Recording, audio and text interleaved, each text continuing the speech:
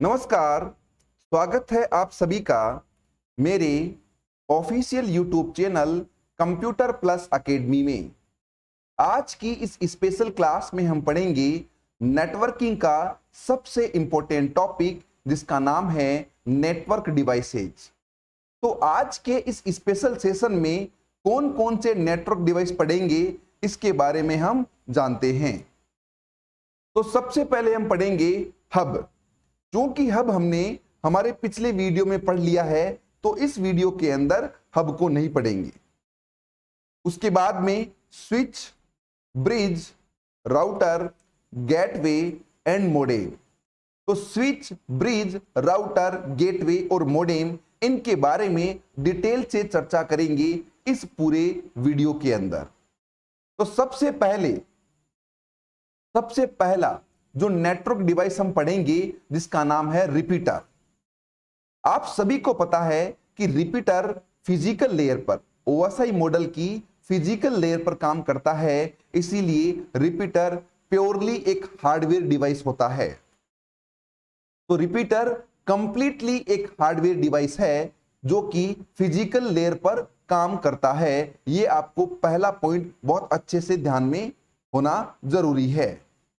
उसके बाद में बात करते हैं कि रिपीटर क्या काम करता है। तो रिपीटर का काम है सिग्नल को रीजनरेट या एम्पलीफाई करना। तो सिग्नल को रीजनरेट करना या एम्पलीफाई करने का काम करता है या सिग्नल को बूस्ट करने का काम करता है आपका रिपीटर। एग्जांपल से इसको समझते हैं। मान लीजिए आपके पास कोई केबल है। वो केबल कोएक्सियल केबल हो सकती है या ट्विस्टेड पेयर केबल हो सकती है। माना कि उस केबल की जो लेंथ है यानी डेटा भेजने की जो कैपेसिटी है वो 100 मीटर है। तो 100 मीटर के बाद में क्या होगा, उस केबल में एट्यूनेशन क्रिएट होगा। तो यदि आप 100 मीटर के बाद में रिपीटर लगा देंगे तो उस केबल की लेंथ और बढ़ जाएगी कितनी, 100 मीटर। समझ में आ गई बात। यानी कोई केबल है जिसकी 100 मीटर डेटा भेजने की स्ट्रेंथ है, तो आप अगर 100 मीटर के बाद रिपीटर लगा देंगे तो ये 100 मीटर डेटा को और आगे भेज सकती है आपकी केबल। यानी डेटा को अगर आपने रिपीटर लगा दिया तो डेटा को वो क्या करेगी, अगेन 100 मीटर और आगे भेजने का काम कर सकती है आपकी केबल। किसकी मदद से, रिपीटर डिवाइस की मदद से। इसका मतलब यह हुआ कि 100 मीटर के बाद में जो सिग्नल कमजोर हुए हैं उनको बूस्ट करने का काम करता है आपका रिपीटर। क्लियर है। अब देखें कि रिपीटर कहां लगे होते हैं। तो ये देखिए जो बड़े बड़े टावर होते हैं, मोबाइल टावर, इन मोबाइल टावर्स के अंदर रिपीटर लगे होते हैं। क्लियर है। नेक्स्ट, अब एक एग्जांपल से इसको समझते हैं रिपीटर को। यहां पर आप देख रहे हैं कि रिपीटर है, यहां पर एक सेगमेंट है ये, और ये आपका नेटवर्क का मान लीजिए कोई दूसरा सेगमेंट है। यह हम मान के चलें कि ये कोई केबल है और ये केबल आपकी है 10⁻2 या 10⁻T, कोई से भी केबल आप मान सकते हैं। ये केबल है, इस केबल की कैपेसिटी 200 मीटर है। तो 200 मीटर के बाद में इस केबल में एट्यूनेशन क्रिएट होगा। इस वजह से यहां पर 200 मीटर के बाद में यहां क्या लगा दिया हमने, रिपीटर लगा दिया। रिपीटर लगाने पर अब इस केबल की जो कैपेसिटी है वो आपकी 100 मीटर और आगे बढ़ जाएगी। तो इसीलिए यहां पर हमने क्या लगा दिया, रिपीटर का यूज किया है। क्लियर है। जैसे एग्जाम्पल के लिए ये आपकी 10⁻2 केबल है और आप सभी को पता है, हमने हमारे पिछले वीडियो में इनके नेमिंग बता रखे हैं। तो 10⁻2 है वो आपकी कोएक्सियल केबल होती है और 10⁻T है वो आपकी यूटीपी केबल होती है। तो 10⁻2 केबल है। अब इसकी स्ट्रेंथ कितनी है बताइए, मान लीजिए 200 मीटर है और 10⁻2 की 200 मीटर कैपेसिटी होती है, की स्ट्रेंथ होती है। तो ये केबल है जिसकी स्ट्रेंथ कितनी है, 200 मीटर। अब उसके बाद में 200 मीटर के बाद में इस केबल में एट्यूनेशन क्रिएट होगा, मतलब सिग्नल कमजोर हो जाएंगे। एक फिक्स डिस्टेंस के बाद में सिग्नल में कमजोरी आएगी, सिग्नल कमजोर होना स्टार्ट हो जाएंगे। इसीलिए 200 मीटर के बाद में क्या लगा दिया, रिपीटर लगा दिया, और रिपीटर लगाने के बाद में अब ये केबल आगे डेटा को 200 मीटर तक और भेजने का काम कर सकती है, इसीलिए हम यहां पर लगाते हैं रिपीटर को। दूसरी इंपॉर्टेंट बात कि रिपीटर होता है वो आपका 2 पोर्ट डिवाइस होता है, यानी एक पोर्ट इधर लगा होगा और एक पोर्ट यहां पर लगा होता है, यानी ये 2 पोर्ट डिवाइस होता है आपका रिपीटर। तो रिपीटर क्या होता है, 2 पोर्ट डिवाइस होता है। इंपॉर्टेंट पॉइंट है, याद रखना है। अब कुछ इंपॉर्टेंट जो इनकी जो फंक्शनैलिटी है, इनके जो टेक्निकल पॉइंट्स है, उनके बारे में हमें डिटेल से ध्यान में रखना है और डिटेल से इनको पढ़ना है। सबसे पहला, जैसे कि यहां पर लिखा हुआ है कि यहां 200 मीटर के बाद में रिपीटर लगा दिया, जिससे इसकी लेंथ और बढ़ गई, कितनी बताइए, 200 मीटर और इसकी लेंथ हो चुकी है।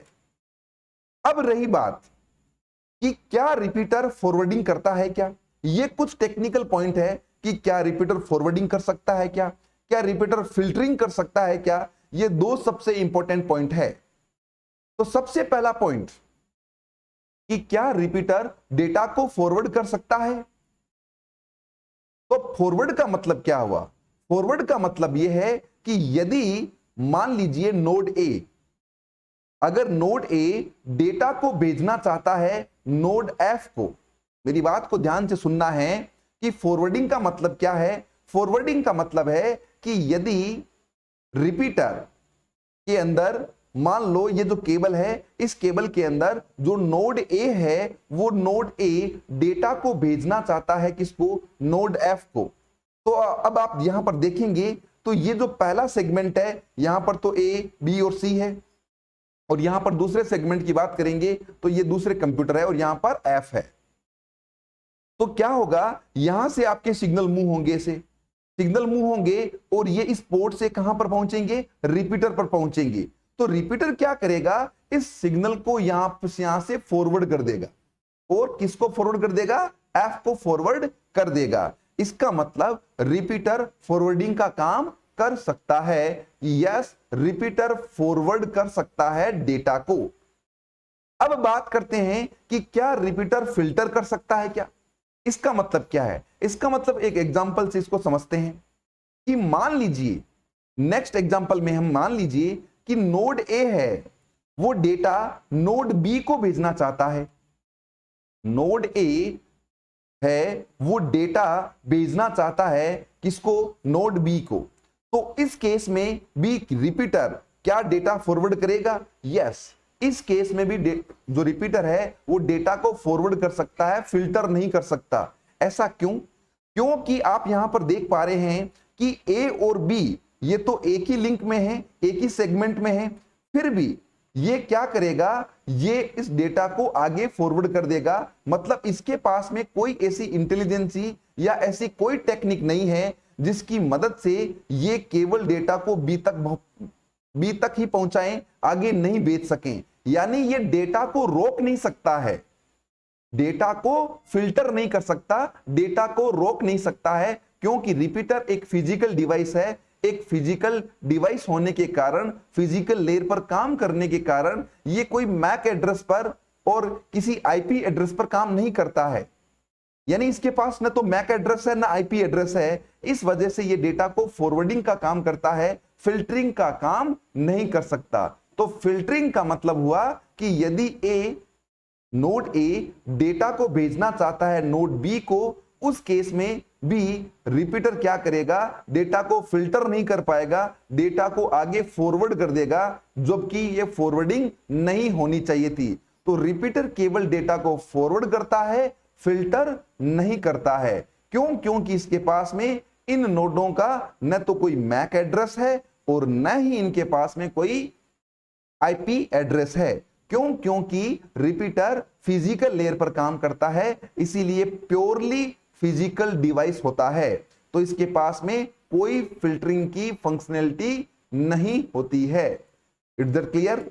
नेक्स्ट, तो फिल्टरिंग, क्या रिपीटर फिल्टरिंग करता है? नो, रिपीटर फिल्टरिंग नहीं कर सकता, क्योंकि अगर नोड ए को सिग्नल बी को भेजना है तब भी ये आगे फॉरवर्ड कर देगा, यानी ये सिग्नल को आगे जाने से रोकेगा नहीं, क्योंकि ए और बी तो एक ही लिंक में है, उसके बावजूद भी ये क्या करेगा, डेटा को आगे फॉरवर्ड कर देगा, डेटा को रोकेगा नहीं। इस वजह से रिपीटर फिल्टरिंग का काम नहीं कर सकता है। क्लियर है? अब देखिए कुछ इंपॉर्टेंट पॉइंट, छोटी छोटी मगर मोटी बातें। नंबर 1, रिपीटर एक नेटवर्किंग डिवाइसेज है। नेक्स्ट, क्या करता है रिपीटर? रिपीटर है वो रीजनरेट करता है किनको? सिग्नल्स को। It's also called active hub. Repeater को हम एक्टिव हब भी कहते हैं। नेक्स्ट, कौन सी लेयर पर काम करता है रिपीटर? तो रिपीटर फिजिकल लेयर पर काम करता है, इसीलिए रिपीटर एक प्योरली फिजिकल डिवाइस होता है। टोपोलॉजी, रिपीटर कौन सी टोपोलॉजी पर काम करता है? तो रिपीटर स्टार टोपोलॉजी पर काम करता है। अब यहां पर एक और बात कि क्या रिपीटर को एम्पलीफायर कह सकते हैं? रिपीटर है वो एम्पलीफाई की फंक्शनैलिटी परफॉर्म करता है, परंतु रिपीटर में और एम्पलीफायर में डिफरेंस होता है।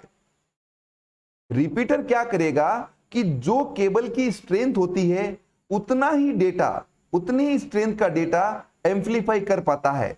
मान लीजिए कोई केबल है, उस केबल की स्ट्रेंथ है वो है मान लीजिए x।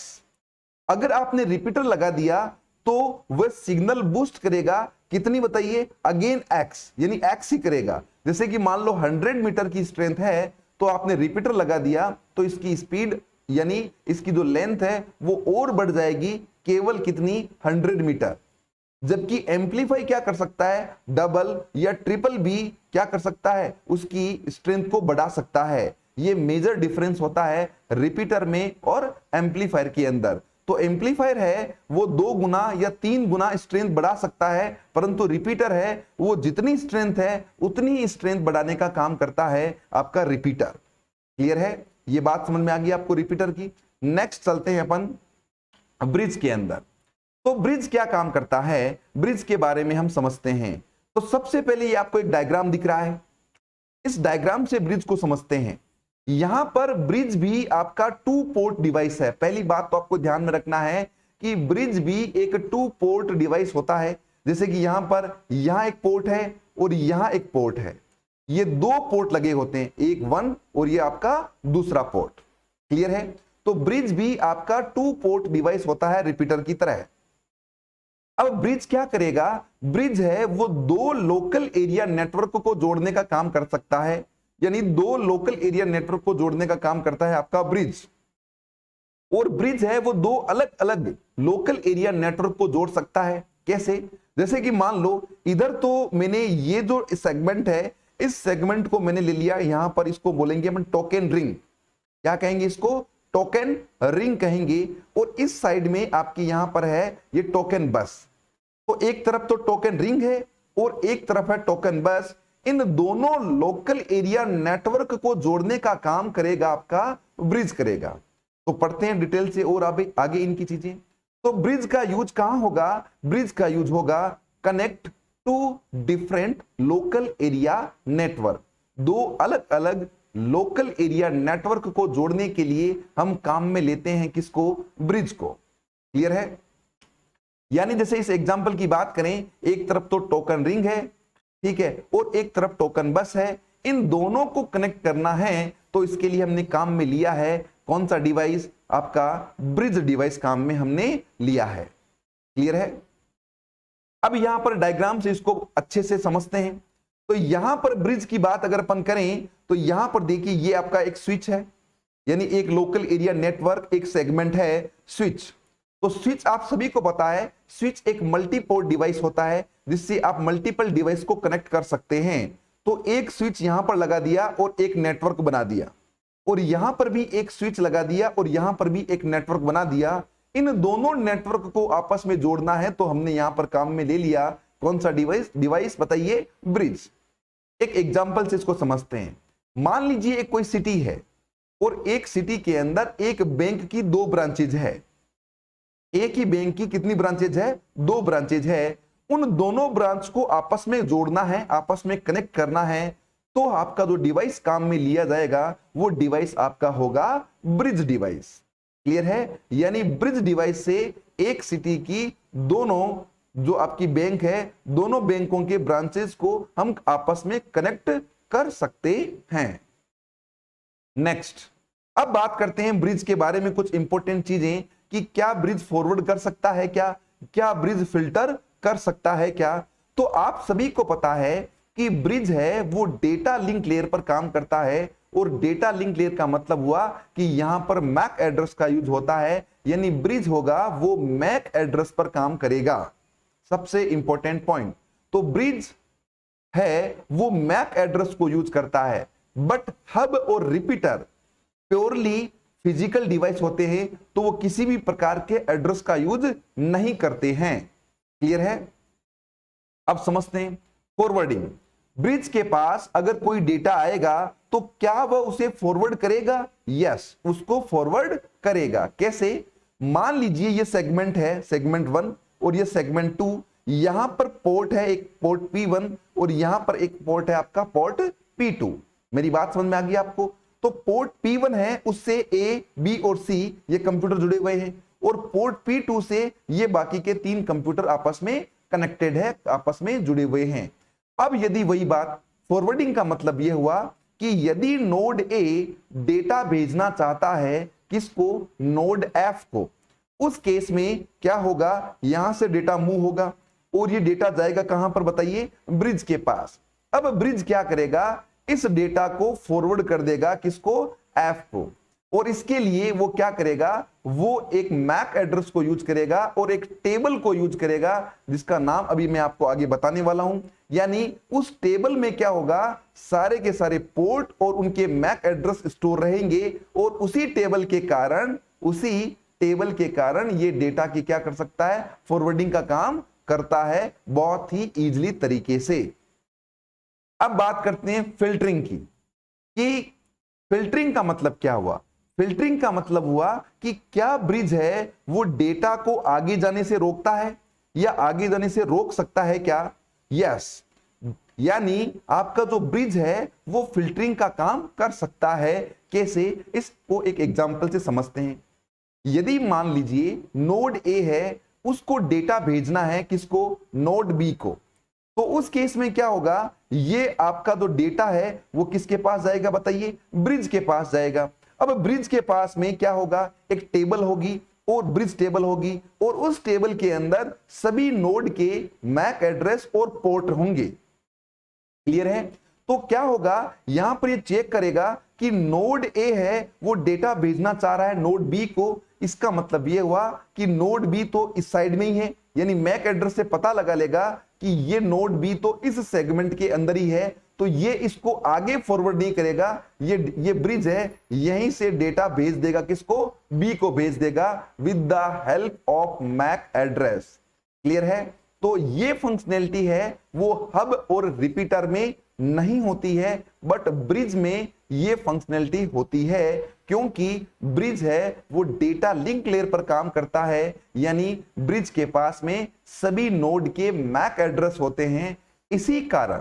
इसी कारण वह डेटा को फिल्टर कर सकता है, ये चेक कर सकता है कि डेटा को आखिर में भेजना किसको है। तो यहां पर नोड A B को भेजना चाहता है, तो ब्रिज आगे नहीं भेजेगा और मैक एड्रेस से इसको सेंड कर देगा B को। बट यहीं पर अगर यहां पर आपका रिपीटर हुआ तो क्या होगा? रिपीटर होने से, रिपीटर है वो किसी भी प्रकार के एड्रेस पर काम नहीं करता है, इसीलिए उसके पास में ऐसी कोई फंक्शनैलिटी नहीं है कि वो डेटा को आगे ना भेज पाए। तो वो क्या करेगा? डेटा को फॉरवर्ड करेगा, फिल्टरिंग का काम नहीं कर पाएगा। क्लियर है? नेक्स्ट, तो ब्रिज का यूज कहां कर रहे हैं? ब्रिज का यूज हम करते हैं कनेक्ट मल्टीपल नेटवर्क सेगमेंट। ये देखिए, ये आपका एक सेगमेंट है, ये आपका दूसरा सेगमेंट है, और ब्रिज भी आपका 2 पोर्ट डिवाइस होता है, यानी ब्रिज में 2 पोर्ट लगे होते हैं। ये आपका पहला पोर्ट और ये आपका दूसरा पोर्ट। दोनों पोर्ट की मदद से हमने 2 सेगमेंट को आपस में कनेक्ट करवा दिया है। क्लियर है? नेक्स्ट, जैसे एक सिटी में बैंक की 2 ब्रांच है और दोनों को आपस में कनेक्ट करना है, तो हम यूज में लेंगे किसको बताइए? ब्रिज को हम यूज में लेंगे। अब बात करते हैं ब्रिज के बारे में कुछ इंपॉर्टेंट पॉइंट, कि ब्रिज एक नेटवर्किंग डिवाइस होता है, ब्रिज आपका इंटेलिजेंट हब कहलाता है। यानी ब्रिज को हम इंटेलिजेंट हब कहते हैं क्योंकि पहली बात तो ब्रिज है वो मैक एड्रेस पर काम करता है, और ब्रिज है वो फर्स्ट टाइम तो ब्रॉडकास्ट करता है और उसके बाद में वो यूनिकास्ट करता है। ये सबसे इंपॉर्टेंट पॉइंट है, ये आपको ध्यान में रखना है। यानी ब्रिज क्या करेगा, जब भी मान लो कोई नोड ए डेटा भेजना चाहेगा किसी भी डिवाइस को या किसी भी नोड को, तो उस केस में ब्रिज क्या करेगा, सबसे पहले सभी डेटा को भेज देगा वो, यानी उस डेटा को सभी नोड पर भेज देगा। और सभी नोड पर भेजने का मतलब ब्रॉडकास्ट करेगा, और उसके ब्रॉडकास्ट के साथ ही सभी नोड के एड्रेस को अपने टेबल में क्या कर लेगा, स्टोर कर लेगा। अब दूसरी बार अगर कोई नोड भेज रहा है तो उस केस में अब वो ब्रॉडकास्ट नहीं करेगा, अब वो यूनिकास्ट करेगा। यानी नोड ए डेटा को नोड एफ को भेजना चाहता है तो अब की बार दूसरी बार ब्रॉडकास्टिंग न होकर के यूनिकास्टिंग होगी। इसी वजह से ब्रिज को इंटेलिजेंट कहते हैं। तो फर्स्ट टाइम तो कोई इंटेलिजेंसी नहीं दिखाता, पर फर्स्ट टाइम के बाद में वो इंटेलिजेंसी दिखाता है। इसीलिए ब्रिज को हम इंटेलिजेंट हब भी कहते हैं। और कई बार क्वेश्चन पूछा जाता है इंटेलिजेंट हब होता है और कई सारे ऑप्शन होते हैं, तो ब्रिज को हम इंटेलिजेंट हब भी कह सकते हैं। अब बात करें कि ब्रिज कौन सी लेयर पर काम करेगा, तो ब्रिज आपका डेटा लिंक लेयर पर काम करता है और मैक एड्रेस को यूज में लेता है। कौन सी लेयर का डिवाइस हुआ, इसे हम लेयर 2 डिवाइस भी कहते हैं। कौन सी टोपोलॉजी ब्रिज यूज करता है, तो ब्रिज आपकी बस या ट्री टोपोलॉजी को यूज में लेता है। अब बात करें कि ब्रिज है वो टू कोलिजन डोमेन को सपोर्ट करता है। तो what is the two collision domain?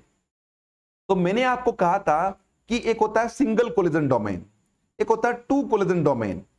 Hub में सिंगल कोलिजन डोमेन होता है, ब्रिज के अंदर टू कोलिजन डोमेन है। टू कोलिजन डोमेन का मतलब है डेटा को आने और जाने के दो रास्ते हैं। तब जब डेटा को आने और जाने के दो रास्ते हैं, जैसे मान लो कोई क्लासरूम है, उस क्लासरूम के अंदर एक दरवाजा आगे लगा हुआ है, एक दरवाजा पीछे लगा हुआ है, दो दरवाजे लगे हुए हैं।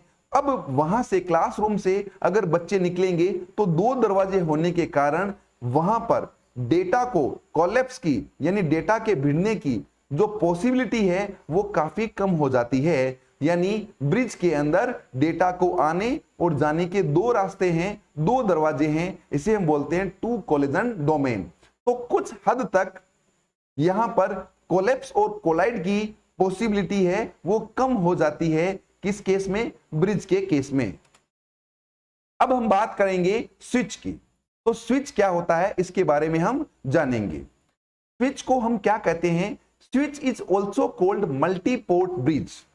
यानी स्विच को हम मल्टी पोर्ट ब्रिज भी कहते हैं, क्योंकि अब हम बात करें ब्रिज की तो ब्रिज के अंदर केवल 2 पोर्ट ही होते हैं, 2 ही पोर्ट होते हैं, बट स्विच के अंदर मल्टी पोर्ट होते हैं। यानी स्विच आपका मल्टी पोर्ट डिवाइस होगा, क्योंकि ब्रिज में 2 पोर्ट होते हैं जबकि स्विच में क्या होते हैं आपके मल्टीपल पोर्ट होते हैं। अब देखिए स्विच का काम क्या है। स्विच क्या करता है? डिफरेंट डिवाइस को कनेक्ट कर सकता है, जैसे प्रिंटर है, लैपटॉप है, कंप्यूटर है, फैक्स मशीन है। इन सब अलग अलग प्रकार के डिवाइसेस को आपस में कनेक्ट करने के लिए, लोकल एरिया नेटवर्क बनाने के लिए जो डिवाइस काम में लिया जाता है उसे हम स्विच कहते हैं। तो आजकल सबसे ज्यादा यूज लोकल एरिया नेटवर्क में स्विच का करते हैं, इसीलिए एग्जाम्स के पॉइंट ऑफ व्यू से यह सबसे ज्यादा इंपॉर्टेंट टॉपिक बनता है। अब ये देखिए ये आपका स्विच है और यहां पर आप देख पा रहे हैं ये आपके पोर्ट है। तो ये काफी बड़ा स्विच है, सिस्को कंपनी का स्विच है। यानी इन पोर्टों में हम क्या कर सकते हैं, इन पोर्ट्स में हम जो केबल लगा करके बहुत सारे डिवाइसेस को आपस में कनेक्ट कर सकते हैं। अब बात करें स्विच की, तो स्विच से देखिए मैंने बहुत सारे लैपटॉप को हमने क्या कर दिया, कनेक्ट कर दिया। इस तरीके से यहाँ पर ये सारे के सारे लैपटॉप वगैरह यहाँ पर क्या है, कनेक्ट है। PC1, PC2, PC3 इस तरीके से सारे के सारे कनेक्ट है, इसे हम बोलेंगे स्विच। तो स्विच क्या करता है, लोकल एरिया नेटवर्क बनाता है और लोकल एरिया नेटवर्क में मल्टीपल डिवाइसेस को आपस में कनेक्ट करने का काम करता है आपका कौन, स्विच। तो सबसे पहला पॉइंट, स्विच एक नेटवर्किंग डिवाइस है। स्विच कौन सी लेयर पर काम करता है? तो स्विच आपकी डेटा लिंक लेयर पर काम करता है और मैक एड्रेस को यूज में लेता है। नेचर, किस टाइप का होता है स्विच? तो स्विच आपका इंटेलिजेंट होता है क्योंकि वो मैक एड्रेस को यूज में लेता है। कितने पोर्ट का होता है आपका स्विच? तो स्विच आपका 4, 5, 8, 16, 24, 32 और 48 पोर्ट का हो सकता है आपका स्विच। स्विच में क्या होगा? Very important point, multiple separate collision domain होते हैं। इसका मतलब क्या हुआ? इसका मतलब यह हुआ कि स्विच के अंदर डेटा को आने और जाने के बहुत सारे दरवाजे हैं, बहुत सारे रास्ते हैं। इसीलिए स्विच में कोलाइड और कोलैप्स की संभावनाएं सारी खत्म हो जाती है। और इंपॉर्टेंट बात कि स्विच है वो फुल डुप्लेक्स मोड पर काम करता है। फुल डुप्लेक्स मोड का मतलब यह हुआ कि स्विच के अंदर बहुत सारे नोड जुड़े हुए हैं। मान लो एक स्विच है, उससे 4 कंप्यूटर्स आपस में जुड़े हुए हैं, नोड ए, बी, सी और डी। तो यदि नोड ए अगर डेटा भेज रहा है स्विच को, तो उस टाइम स्विच भी डेटा भेज सकता है किसको? नोड ए को। इसका मतलब वो फुल डुप्लेक्स कॉन्सेप्ट पर काम करता है आपका स्विच। और ये पॉइंट वेरी वेरी इंपॉर्टेंट है कि कई बार एग्जाम्स में पूछा गया है कि स्विच है वो कौन से ट्रांसमिशन मोड पर वर्क करता है? तो फुल डुप्लेक्स कॉन्सेप्ट पर काम करता है आपका स्विच। एक और इंपॉर्टेंट बात कि स्विच है वो एक टेबल मैनेज करता है और उस टेबल का नाम है कंटेंट एक्सेसिबल मेमोरी, या उसे बोलते हैं केम टेबल। ठीक है, इस टेबल में क्या होगा? इस टेबल के अंदर वही बात, स्विच के अंदर पोर्ट नंबर होगा और मैक एड्रेस होगा। तो स्विच भी ब्रिज की तरह फर्स्ट टाइम ब्रॉडकास्ट करेगा, उसके बाद में यूनिकास्ट करता है। अब देखिए, जो वायर्ड स्विच है उसकी स्पीड 1000 एमबीपीएस होती है और वायरलेस की 10 एमबीपीएस स्पीड होती है। अब बात करते हैं टाइप्स ऑफ स्विच की। स्विच कितने टाइप्स के हो सकते हैं? तो स्विच आपके, एक स्विच होता है आपका store and forward switch. Store and forward switch क्या होता है? ये स्लो होता है बट ये रिलायबल है। यानी ये स्विच केवल स्टोर करेगा और डेटा को आगे भेजने का काम करेगा, इस वजह से इसे बोलते हैं स्टोर एंड फॉरवर्ड स्विच। दूसरा आपका cut through switch. Cut through switch क्या करता है? ये फास्ट होता है बट नॉन रिलायबल होता है। नेक्स्ट है फ्रेगमेंट फ्री स्विच, जो कॉम्बिनेशन होता है स्टोर एंड फॉरवर्ड का और कट एंड थ्रू का, यानी ऊपर वाले पहले और दूसरे का कॉम्बिनेशन है आपका fragment free switch. Adaptive switch क्या होता है? As per requirement. यदि आप किसी समय स्टोर एंड फॉरवर्ड स्विच लगा रहे हैं, किसी समय कट एंड थ्रू लगा रहे हैं, किसी समय फ्रेगमेंट फ्री लगा रहे हैं, इसका मतलब वहां पर उस केस में हम उसे बोलेंगे अडेप्टिव स्विच।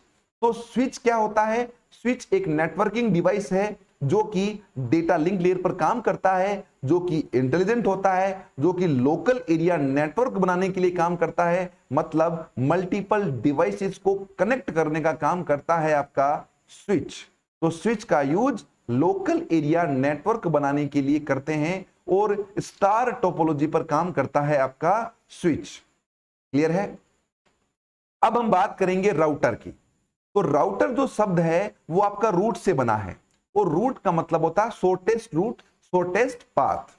तो राउटर का मतलब है रूट और रूट का मतलब है शॉर्टेस्ट पाथ। यानी राउटर क्या करेगा? जब आपका डेटा इंटरनेट पर एक सेंडर से रिसीवर तक जाएगा, यानी एक जगह से दूसरी जगह पर जाएगा, तो सबसे पहले जो राउटर डिवाइस है वो क्या करेगा? डेटा को भेजने के लिए सबसे छोटा रास्ता, सबसे शॉर्टेस्ट पाथ है, वो ढूंढने का काम करता है आपका राउटर। तो राउटर, इसी वजह से इसका नाम राउटर रखा गया है, जो रूट डिसाइड करने का काम करता है। एक और सबसे इंपॉर्टेंट बात, अभी तक हमने जितने नेटवर्क डिवाइस पढ़े हैं वो सारे नेटवर्किंग डिवाइस थे, बट राउटर है वो इंटर नेटवर्किंग डिवाइस कहलाता है। वेरी वेरी इंपॉर्टेंट पॉइंट है कि router is A inter networking device, यानी इसका यूज लोकल एरिया नेटवर्क में नहीं होता, इसका यूज वाइड एरिया नेटवर्क में किया जाता है। मतलब मल्टीपल नेटवर्क को, अलग अलग नेटवर्क्स को आपस में कनेक्ट करने के लिए हम यूज में लेते हैं किसको? राउटर को। क्लियर है? इसी कारण राउटर को हम इंटर नेटवर्किंग डिवाइस कहते हैं। फॉर एग्जाम्पल, मान लीजिए एक सिटी है जो एक दिल्ली है और एक सिटी है मुंबई। अब यहां पर कोई बैंक की ब्रांचें हैं, यानी एक बैंक की ब्रांच दिल्ली में है और एक बैंक की ब्रांच है वो मुंबई में है। अब दोनों बैंक को आपस में कम्युनिकेट करना है, दोनों बैंकों को आपस में कनेक्ट होना है, तो यहां पर हम काम में लेंगे राउटर। यहां पर हम क्या काम में लेंगे? राउटर। यानी राउटर की मदद से दोनों अलग अलग लोकेशन पर जो बैंक्स है उनको हम कनेक्ट कर सकते हैं राउटर की सहायता से। क्लियर है? अब देखिए, अब इंपॉर्टेंट पॉइंट कि क्या राउटर फॉरवर्डिंग कर सकता है क्या? यानी राउटर है वो डेटा को फॉरवर्ड कर सकता है क्या? यस, राउटर डेटा को फॉरवर्ड कर सकता है। देखिए, डेटा को फॉरवर्ड है वो ब्रिज भी कर सकता है क्योंकि वो ब्रिज टेबल को मेंटेन करता है। जो डेटा को फॉरवर्ड है वो स्विच कर सकता है क्योंकि वो क्या काम में लेता है बताइए? केम टेबल काम में लेता है। और डेटा को फॉरवर्ड है वो आपका राउटर भी कर सकता है क्योंकि वो राउटिंग टेबल को मेंटेन करता है। और राउटर है वो आईपी एड्रेस को यूज में लेता है। किसके एड्रेस को काम में लेता है? आईपी एड्रेस को। क्लियर है? तो डेटा को फॉरवर्डिंग कर सकता है आपका राउटर। यानी वही बात कि यानी नेटवर्क के अंदर अगर नोड ए डेटा भेजना चाहता है नोड एफ को, तो ये इजीली भेज सकता है, कोई दिक्कत वाली बात नहीं। यहां पर वो आईपी एड्रेस को काम में लेकर के डेटा की फॉरवर्डिंग कर सकता है। तो क्या राउटर डेटा की फिल्टरिंग भी कर सकता है? यस, राउटर है वो डेटा की फिल्टरिंग भी कर सकता है, यानी वो डेटा को रोक सकता है कि डेटा आगे जाएगा या डेटा आगे नहीं जाएगा। और यदि कई बार राउटर डिसाइड नहीं कर पा रहा है कि डेटा को किस तरफ भेजना है, यानी उसको पता नहीं चल रहा है कि शॉर्टेस्ट पाथ क्या है, वो डेटा के बारे में उसको ज्यादा जानकारी नहीं मिल पा रही है, यानी राउटर डिसाइड नहीं कर पा रहा कि डेटा को किस तरफ भेजना है, उस केस में डेटा को वो ब्रॉडकास्ट कर देगा, डेटा को सभी डायरेक्शन में भेज देगा और इस प्रोसेस को बोलते हैं फ्लडिंग।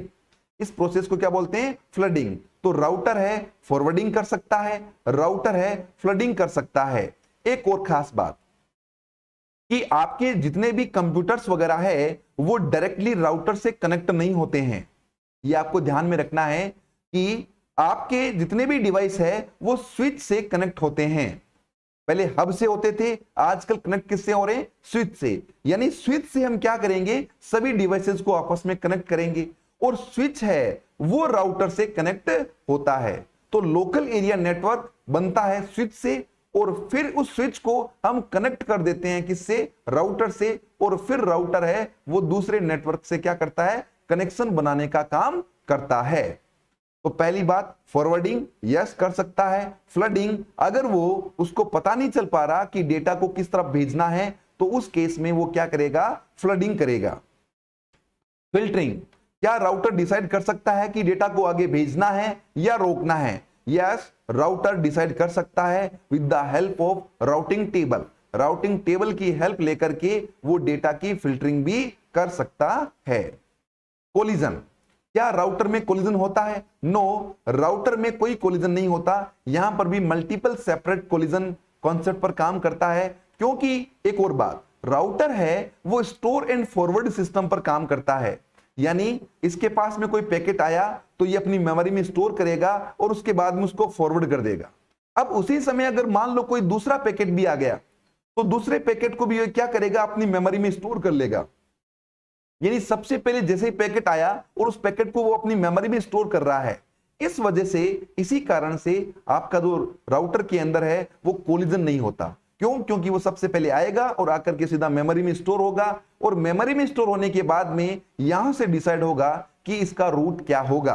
क्लियर है? इसी कारण router store and forward concept पर काम करेगा और इसी वजह से राउटर के अंदर किसी भी प्रकार की कोलिजन यानी डेटा को आपस में लड़ने, भिड़ने और कोलैप्स होने की संभावनाएं बिल्कुल भी नहीं होती है राउटर के अंदर।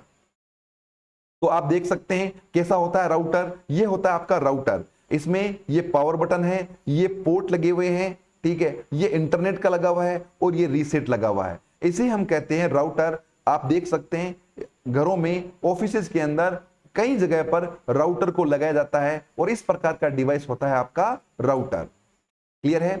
अब यहां पर आपको मैंने थोड़ी देर पहले कहा कि ये आपका है लोकल एरिया नेटवर्क 1 और ये आपका है लोकल एरिया नेटवर्क 2, यानी एक लेन और ये आपका एक और लेन। तो अब क्या होगा, ये क्या किया हमने, इस लेन को कनेक्ट करवाया किससे, स्विच से, इसको कनेक्ट करवाया किससे, स्विच से, और इन दोनों स्विच को कनेक्ट करवा दिया किससे बताइए, राउटर से। तो राउटर है वो डायरेक्टली कंप्यूटर सिस्टम से कनेक्ट नहीं होता, वो डायरेक्टली कम्युनिकेट होता है किससे, आपके स्विच से कम्युनिकेट होता है। ये पॉइंट आपको विशेष रूप से ध्यान में रखना है।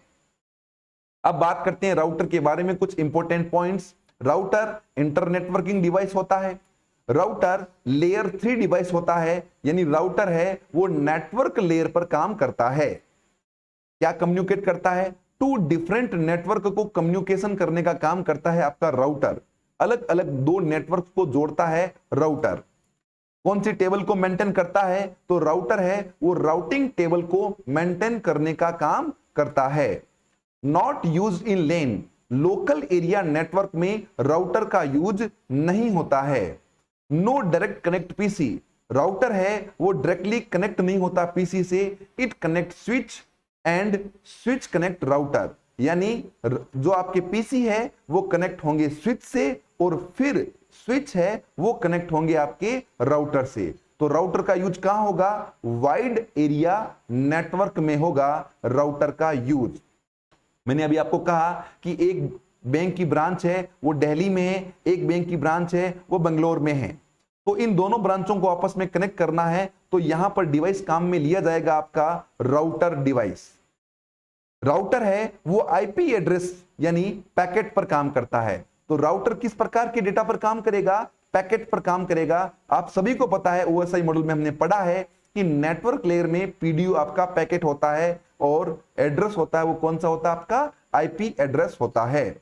कौन सी टोपोलॉजी पर काम करता है राउटर, तो वेरी इंपॉर्टेंट, राउटर है वो स्टार टोपोलॉजी पर काम करता है। अब हम पढ़ेंगे गेटवे।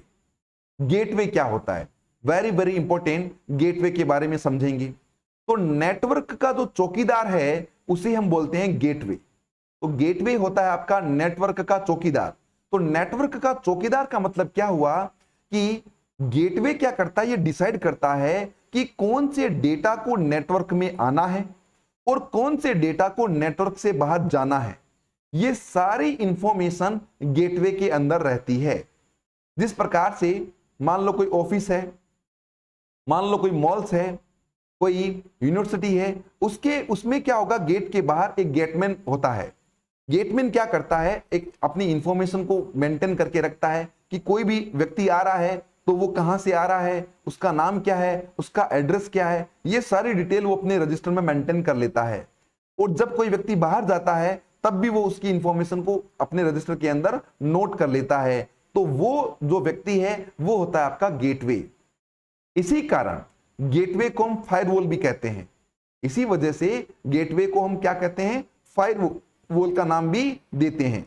तो गेटवे करता क्या है, gateway connect to dissimilar network, दो अलग अलग नेटवर्क को जोड़ता है आपका गेटवे। क्लियर है, यानी एक तरफ तो मान लो लोकल एरिया नेटवर्क है और एक तरफ मान लो मेट्रोपॉलिटन एरिया नेटवर्क है। तो उस केस में दोनों अलग अलग नेटवर्क को जोड़ने के लिए हम जो डिवाइस काम में लेते हैं वो होता है आपका gateway. Work like as a firewall, firewall के जैसे काम करेगा गेटवे।